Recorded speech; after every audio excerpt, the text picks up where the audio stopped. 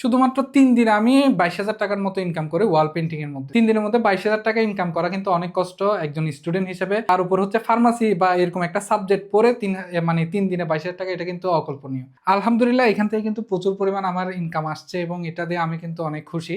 দিনে ওষুধ বানাই, রাতে স্বপ্ন আঁকি। যে হাতে ওষুধ বানাই সে হাতে আবার পেন্টিং করি। কেমিস্ট্রির পেজ আর হচ্ছে রঙের পেজ দুটাই আমার কাছে ভালো লাগে এবং সেখান থেকে আমার কোনো সমস্যাই হয় না, আরো ভালো লাগা কাজ করে আমার থেকে। কার রিজিক আল্লাহ কোথায় রেখেছে এটা কিন্তু কেউ বলতে পারি না। আমি কখনো চিন্তাই করিনি এই পেন্টিং থেকে আমার একটা উপার্জন আসবে বা এখান থেকে আমি স্বপ্ন বুনবো। আমার নাম হচ্ছে ইফতেখারুল ইসলাম ইয়ামিন, আর হচ্ছে মূলত সবাই আমাকে আর্টেড ব্রো নামে চিনে। আমি এখন ইন্টারন্যাশনাল ইসলামিক বিশ্ববিদ্যালয়ে ফার্মাসি বিভাগে পড়ছি।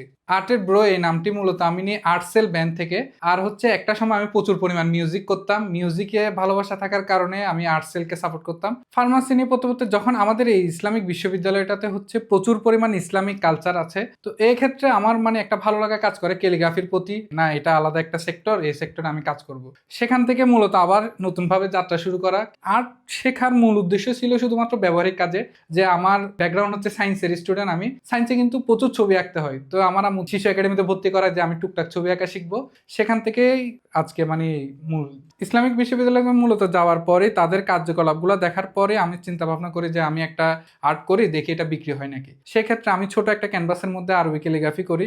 সেটা আসলে বিক্রি হয় বলতে আমার একজন ফ্রেন্ড নে, ভালো না পারার পরও সে যখন জিনিসটা কিনে তখন আমার থেকে একটা ভালো লাগা কাজ করে, আরে আমার তো জিনিস বিক্রি হচ্ছে।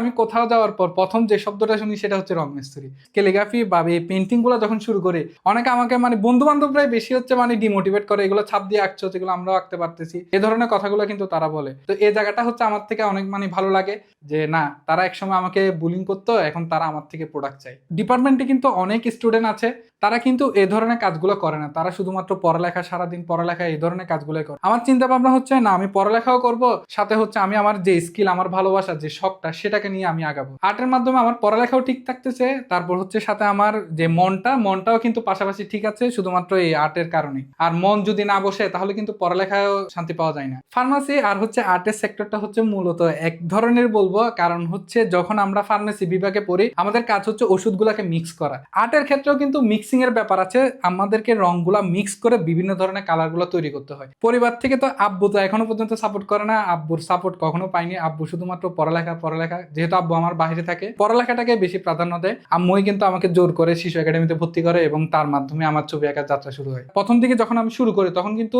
টাকাটা আম্মু থেকেই নি, আম্মুই আমাকে দিয়ে শুরু করে যে এই টাকাটা রাখ, এটা দিয়ে হচ্ছে তুই ক্যালিগ্রাফি বা তোর কালার গুলা কিন। আপনি ইউনিভার্সিটিতে পড়েন কিন্তু রিটেক বা ইমপ্রুভ আসবে না, এটা তো কখনো হয় না। এই ক্ষেত্রে বাসা থেকে যদি জানতো যে আমি ইমপ্রুভ বা হচ্ছে রিটেক নিচ্ছি, সেক্ষেত্রে কিন্তু আমাকে অনেক পরিমাণ বকাঝকা করতো। এই ক্ষেত্রে হচ্ছে এই টাকাগুলো কিন্তু আমার প্রিন্টিং বা এখান থেকে যে আমি অর্থটা উপার্জন করি সেটা দিয়ে আমি ফুলফিল করে চলে ইমপ্রুভমেন্ট মূলত খাই। কেউ যদি আমাকে বলে আর্ট নাকি ফার্মাসি, আমি অবশ্যই হচ্ছে আর্টের দিকে যাব। ফার্মাসি হয়তো আমাকে একটা টাকা দিবে কিন্তু ভালো লাগাটা কাজ করবে না। ভালো লাগা কাজ করার জন্য অবশ্যই আমার, যেহেতু এটা আমার শখ, এটাতে যাব। সবথেকে খারাপ অভিজ্ঞতা আমার ছিল হচ্ছে আমি একটা জায়গায় ওয়াল পেন্টিং করতে যাই, তিনি আমাকে ভিডিওতে দেখায় যে মানে আমার এই ওয়ালটা আর্ট করতে হবে। এই ক্ষেত্রে ভিডিওতে আসলে বোঝার কোনো সুযোগ নেই যে ওয়ালটা কত বড় হবে বা কাজটা কত বড় হবে। সেক্ষেত্রে আমি যাওয়ার পর দেখি যে ওয়ালটা অনেক বিশাল এবং তার কাজটা আমি কিন্তু করে দিই। করে দেওয়ার পর যখন আমি বলি যে হচ্ছে ভাই আমাকে এরকম আর একটু মানে অর্থটা একটু বাড়িয়ে দিতে হবে, তিনি কিন্তু উল্টা আমাকে বলা হচ্ছে তোমার এই ছবি আঁকা সুন্দর হয়নি, তুমি এটা কি আঁকছো, হাতটা এরকম হয়ে আছে, মুখটা এরকম হয়ে আছে। তিনি আমাকে কিন্তু উদাহরণ দেখাতে শুরু করে যে এটা হয়নি, ওইটা হয়নি, এটা। এরপরে হচ্ছে আমি বিরক্ত হয়ে পুরো টাকাটাই আর নিয়ে নেই, আমি বলেছি থাক, বাদ দেন।